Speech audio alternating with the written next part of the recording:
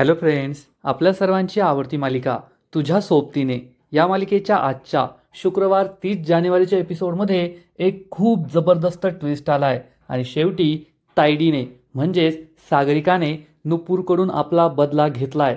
तिने नुपूरचा व्यवसायच बंद केला आहे. म्हणजे नुपूरला मल्हारकडून ऑर्डर मिळू नये यासाठी तर तिने प्रयत्न केलेच होते, पण शेवटी मल्हारने नुपूरला लाडू बनवण्याची ऑर्डर दिली. पण तायडीने हार मानली नाही आणि ती चक्क नुपूरच्या चाळीत पोहोचली.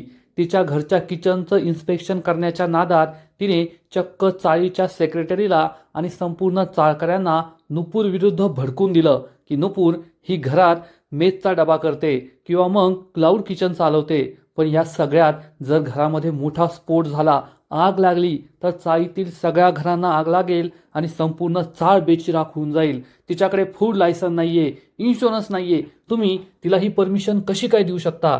आणि मग चाळीतले लोक खूप घाबरले आणि त्यांनी चक्क नुपूरला तिचा व्यवसाय बंद करायला लावला. आणि हा नुपूरसाठी खूप मोठा धक्का आहे, कारण या व्यवसायातूनच तिचं घर चालतं. तर मग हे सगळं घडलं तरी कसं आणि आता नुपूर काय करणार हे जाणून घेण्यासाठी हा व्हिडिओ शेवटपर्यंत नक्की पहा. तर फ्रेंड्स, आजच्या एपिसोडच्या सुरुवातीलाच नुपूर ही तुळशीजवळ दिवा लावण्यासाठी घराबाहेर येते आणि म्हणते, मी देवाला प्रार्थना केली होती तुमची आणि माझी भेट व्हावी आणि देवाने माझं ऐकलं. असं बोलता बोलता नुपूर घराबाहेर येते. तिच्या हातात दिवा असतो आणि तेवढ्यात मल्हार हा बूट घालून उभा राहतो. तेव्हा नुपूर आणि मल्हार एकमेकांना पाहतात आणि या दोघांनाही मोठा धक्काच बसतो. मल्हार विचारतो तुम्ही, नुपूर विचारते तुम्ही, आणि तेवढ्यात छोटीशी ईशा तेथे येते आणि म्हणते, आत्तू हेच ते काका आहे ज्यांनी आम्हाला आणि आजीला घरी आणून सोडलं. हे ऐकून नुपूरला समजतं की मल्हारच तो व्यक्ती आहे ज्याने आशाला वाचवलं आणि घरी आणलं. आणि मल्हारला समजतं की हीच आशाची मुलगी आहे, ईशाची आत्तू आहे. तेवढ्यात नुपूरच्या हाताला या दिव्याचा चटका बसतो आणि तिच्या या दिव्यातून चक्क मल्हारच्या शर्टवर हे तेल सांडतं आणि दिवे येतात. आणि ईशा हा तेलाचा डाग पाहते आणि मल्हारला म्हणते, अरे देवा, काका तुमच्या शर्टवर तेलाचा किती मोठा डाग पडलाय. नुपूरला समजतं ही तिची चूक आहे आणि तिच्यामुळे मल्हारच्या शर्टवर तेलाचा डाग पडलाय. मल्हार खूप चिडतो आणि म्हणतो, तुमचा प्रॉब्लेम नेमका काय? तुमची आणि माझी पहिली भेट झाली तेव्हा सुद्धा माझा शर्ट खराब झाला होता, तो तुमच्यामुळे झाला. नुपूर आणि मल्हारला आठवतं की जेव्हा देवीची मिरवणूक होती तेव्हा नुपूरला वाचवायला मल्हार पुढे आला आणि त्याच्या अंगावर हा सगळा हळद पडली होती. आणि तेव्हा तो म्हणतो, त्या दिवशी तुमच्यामुळेच तसं झालं आणि आजही तुम्ही माझ्या शर्टवर तेलाचा डाग सांडला. छोटीशी ईशा म्हणते, हो ना काका, आणि आत्तू म्हणते की तेलाचा डाग जातच नाही. मल्हार हा नुपूरकडे आणखीन रागाने पाहतो. तर ईशा म्हणते, आत्तू असंही म्हणते की डाग हे चांगले असतात. मल्हारला काय बोलावं ते समजतच नाही. तर नुपूर ही मल्हारला सॉरी म्हणते, सॉरी सर. मल्हार म्हणतो, यू शुड बी. तर नुपूर म्हणते, खरंच मी मनापासून सॉरी म्हणतेय. ईशा या दोघांना विचारते, तुम्ही दोघे एकमेकांना आधीपासून ओळखता?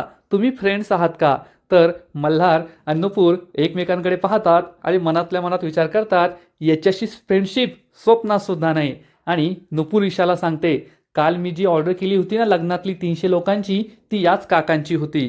तर मल्हार चिडून म्हणतो, एवढंच एवढंच नाही ईशा बाळा, यांनी माझ्यावर आणि माझ्या कंपनीवर खूप मोठे उपकार केले आहेत. या नसत्या तर माझी कंपनी धुळीस मिळाली असती. नुपूरला मोठा धक्काच बसतो आणि नुपूर म्हणते, सर हे तुम्ही काय बोलताय? उलट तुम्ही माझ्यावर. तर मल्हार म्हणतो, राहू द्या, ते सगळं मला आता नाही बोलायचं आहे. पण माझ्या लक्षात एक गोष्ट आली आहे, तुम्ही तुमच्या कामात जेवढ्या हलगर्जी आहात ना, तेवढंच तुम्ही तुमच्या आईच्या बाबतीत सुद्धा हलगर्जी आहात. तुम्ही तुमच्या आईला असं रस्त्यावर एकटं कसं सोडू शकता? आज त्यांचा किती मोठा अपघात झाला असता तुम्हाला माहिती का? त्या गाडीसमोर आल्या होत्या. हे ऐकून नुपूरला मोठा धक्काच बसतो. मल्हार म्हणतो, घाबरू नका, काही झालं नाहीये, पण तुम्ही तुमच्या आईच्या बाबतीत असं वागायला नाही पाहिजे. हे सगळं आशा ऐकत असते. मल्हारला काय उत्तर द्यावं हे नुपूरला समजतच नाही.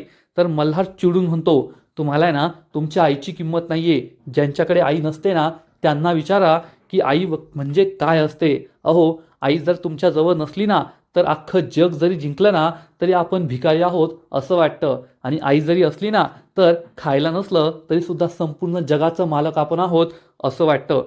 त्यामुळे आईची किंमत करा. तेवढ्यात आशा पुढे येते आणि म्हणते, नाही रे बाळा, तुझा काहीतरी गैरसमज होतोय. नुपूरमुळं असं झालंच नाही. आज नुपूर घरी असती ना तर माझ्याबरोबर हे घडलंच नसतं. नुपूर घरी नव्हती म्हणून माझ्याबरोबर हे घडलं आणि ती आहे म्हणून कमीत कमी माझ्या जगण्याला काहीतरी अर्थ तरी आहे. आणि आशा पुढे काही सांगणार इतक्यात नुपूर आशाला म्हणते, जाऊ दे आई. तर मल्हार हा जाऊ लागतो. आशा म्हणते, थांब ना, तू घरात ये, तुला काहीतरी गोडाधोडाचं देते. मल्हार म्हणतो, नको नको, मला नाही खायचंय, मला जायचंय. तर ईशा ही मल्हारला म्हणते, काका आता तुम्ही नाही म्हणताय, पण एकदा माझ्या आत्तूच्या हातचं खाल्लं ना, मग तुम्हाला ते इतकं आवडेल की तुम्ही परत परत ते खायला याल. आणि ती तिथून खेळायला पळून जाते. मल्हार म्हणतो, आई मला खरंच जायचंय. तर आशा म्हणते, ये ना, माझ्यासाठी नाही येणार का. मल्हारचा नाईलाज होतो आणि मल्हार हा घरात येतो. तेव्हा आशा नुपूरला सांगते, त्याला काहीतरी गोडाचं खायला दे. नुपूर ही किचनमध्ये असते आणि मल्हारसाठी गोडाचं करत असते. ती विचार करते, हा माणूस मला कळतच नाहीये. हा माणूस काल मला अतिशय उद्धट वाटला, स्वतःच्या कामाबद्दल पंक्च्युअल आहे, पण समोरच्याची किंमत कशी करायची हे त्याला कळत नाही. आज सुद्धा खूप उद्धट वाटला, पण आईंचा जीव त्याने वाचवलाय, म्हणजे या वाघोबाला थोडंसं तरी काळीज आहे. पण आता मी बनवलेल्या बर्फीमध्ये त्यांनी कोणती कमी काढू नये एवढंच, असा विचार करून नुपूर हॉलमध्ये येते आणि ही बर्फी आशासमोर पकडते. तर आशा म्हणते, मला काय देतेस, त्याला दे. नुपूर मल्हारला ही बर्फी देते. मल्हार ही बर्फी खातो. त्याला बर्फी खूप आवडते. आशा विचारते, आवडली का. मल्हार सांगतो, हो खूप चांगली आहे. नुपूर मल्हारला विचारते, मला कळलं की तुम्ही मला शोधत होता. डबेवाल्यांकडे तुम्ही निरोप पाठवला होता. काय काम होतं सर. तर मल्हार सांगतो, माझ्या आईचा वाढदिवस आहे. दरवर्षी माझ्या आईच्या वाढदिवसाला महाराष्ट्रातील सर्व अनाथ आश्रमांमध्ये आम्ही लाडू पाठवतो आणि मला माझ्या कुटुंबाची अशी इच्छा आहे की ही ऑर्डर तुम्हाला देण्यात यावी.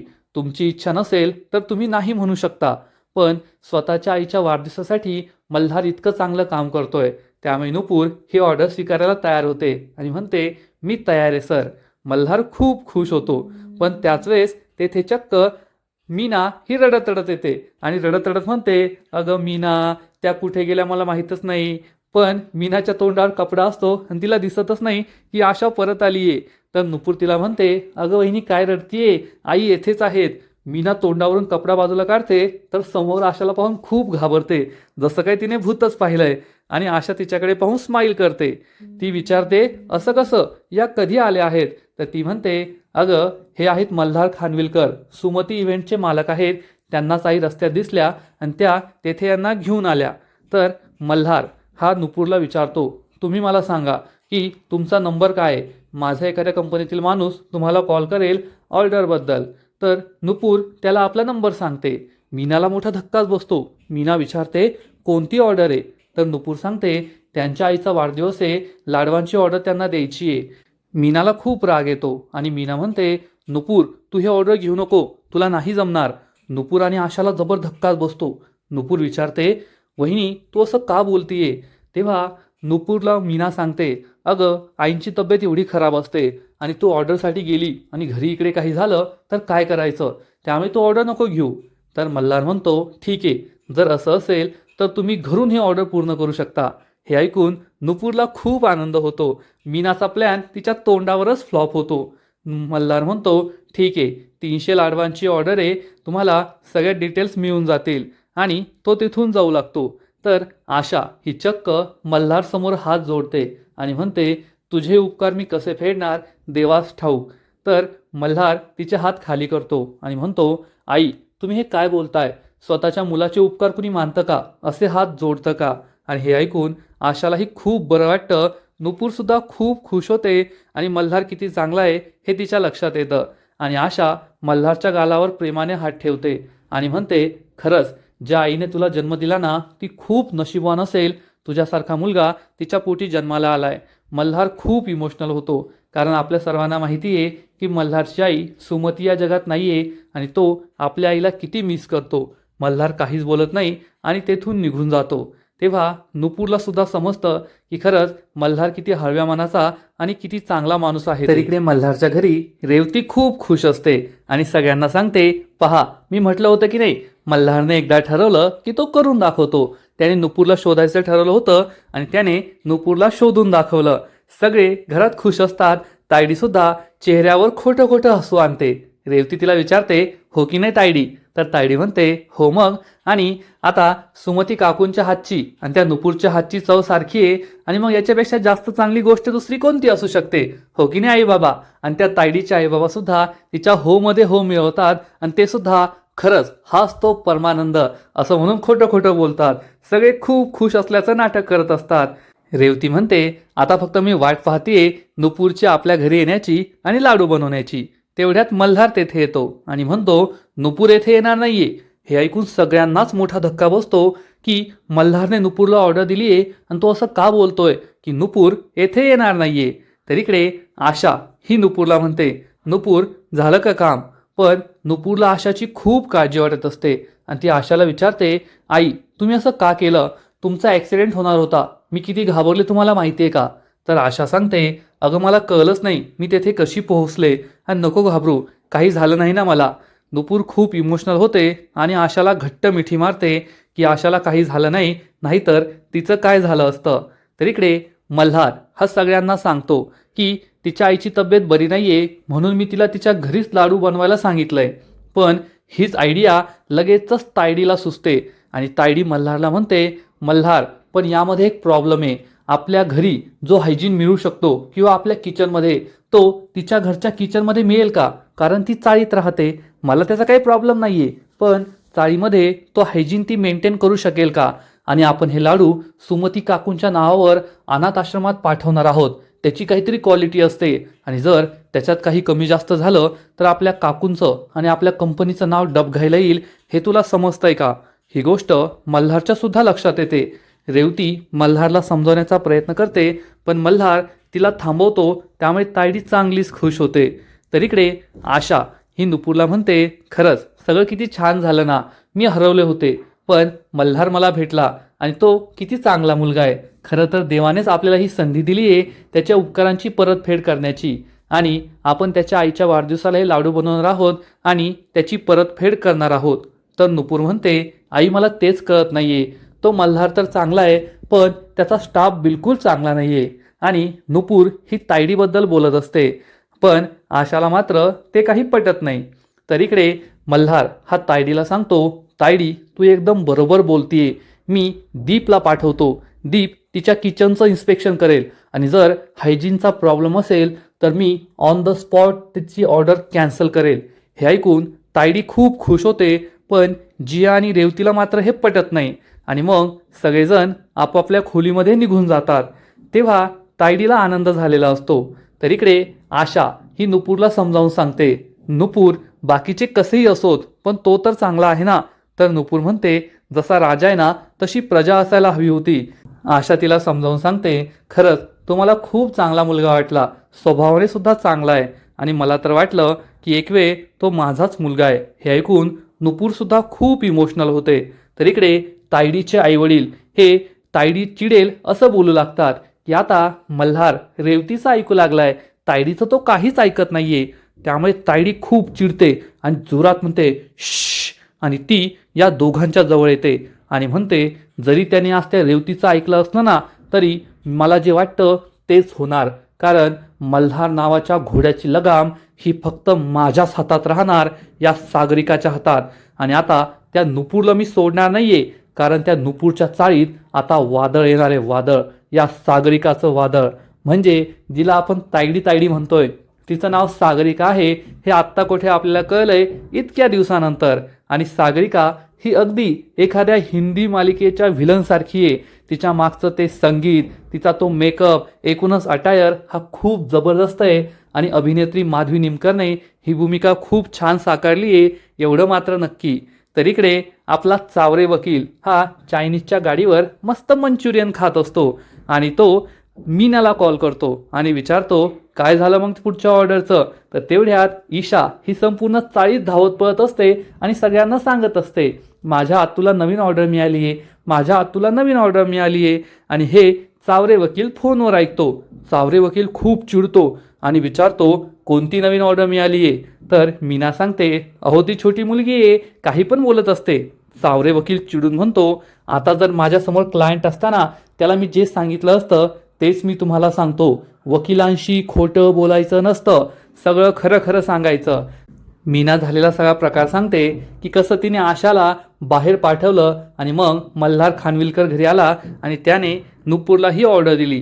त्यामुळे चावरे खूप चिडतो आणि मीनाला समजावून सांगतो की केस सोपी असली म्हणजे तिचा लगेच निकाल लावायचा नसतो. डेटवर डेट घ्यायच्या असतात, आपला फायदा करून घ्यायचा असतो. तसंच ही आशा म्हातारी जोपर्यंत जिवंत आहे ना ते आपल्या फायद्याचं आहे, कारण ती नुपूरचा वीक पॉइंट आहे आणि तिचा वापर करून आपण नुपूरकडून हवं ते करून घेऊ शकतो. त्यामुळे यानंतर त्या आशाबरोबर असं काहीच करायचं नाही असं तो या मीनाला ठणकावून सांगतो. त्यामुळे मीनाची चांगलीच जिरते. दुसऱ्या दिवशी सकाळी नुपूर ही आपल्या लहानशा ईशाचा डबा बनवत असते आणि तिला लाडवांच्या ऑर्डरसाठी जे जे काही सामान लागणार आहे त्या सामानाची लिस्ट करायला सांगते की 3 किलो जाड बेसन हवंय, काजू, बदाम, सुकामेवा हे सगळं हवंय. ईशा हे सगळं लिहित असते, पण तिच्या शाळेची वेळ होते. नुपूर तिचा डबा बॅगमध्ये भरते आणि म्हणते चला आता आपल्याला शाळेत जायचंय. तर ईशा विचारते पण लिस्ट तर अजून झालीच नाहीये. तेवढ्यात मीना तेथे येते आणि ही लिस्ट पाहते. नुपूर ईशाला सांगते लिस्ट मी नंतर बनवते, पण आधी शाळेत जाणं महत्वाचं आहे, तुझे बाबा वाट पाहत असतील. नुपूर ही ईशाला घेऊन बाहेर येते. तेव्हा मीनाला खूप राग येतो. मीना ही लिस्ट पाहते आणि या लिस्टमध्ये नुपूरने हे सगळं लिहिलेलं असतं. तिला खूप राग येतो आणि ती ही लिस्ट फाडून टाकते आणि म्हणते काहीही झालं तरी मला नुपूरला ही ऑर्डर मिळता कामा नये. हे काम तिला नाही मिळायला हवं, तिचा बिझनेस बंद करायलाच हवा. तर इकडे नुपूर ही बाहेर येते. अन्वय हा कामावर जायला निघालेला असतो. ईशाला ती अन्वयच्या गाडीवर बसवते. जाता जाता ईशा म्हणते आत्तू लाडू मी सुद्धा वळणार आहे. तेव्हा नुपूर सांगते हो, तुझ्याशिवाय मी कामच सुरू करणार नाही. आणि ईशा तिला बाय बाय म्हणून तेथून निघून जाते. नुपूर खूप खुश असते, कारण तिला मोठी ऑर्डर सुद्धा मिळाली आहे आणि सगळं काही सुखरूप होतंय. परंतु तिच्या या आनंदावर विरजण टाकायला तायडी तेथे पोहोचते आपल्या गाडीमध्ये. नुपूर तिच्याकडे पाहतच राहते. तायडी गाडीतून खाली उतरते, चष्मा काढते. एकूणच तायडीचा स्वॅग हा खूप जबरदस्त असतो आणि तायडीला पाहून नुपूरला जबर धक्काच बसतो. तिला आठवतं की लग्नाच्या इव्हेंटमध्ये हीच तायडी आपल्याला नडली होती. तिने आपल्याला हे काम मिळू नये म्हणून काय काय उपद्व्याप केले होते, आपला कसा अपमान केला होता, हे सगळं नुपूरला आठवतं. आणि तायडी हे एकदम स्वॅगमध्ये एखाद्या मॉडेलसारखी चालत चालत नुपूर समोर येते.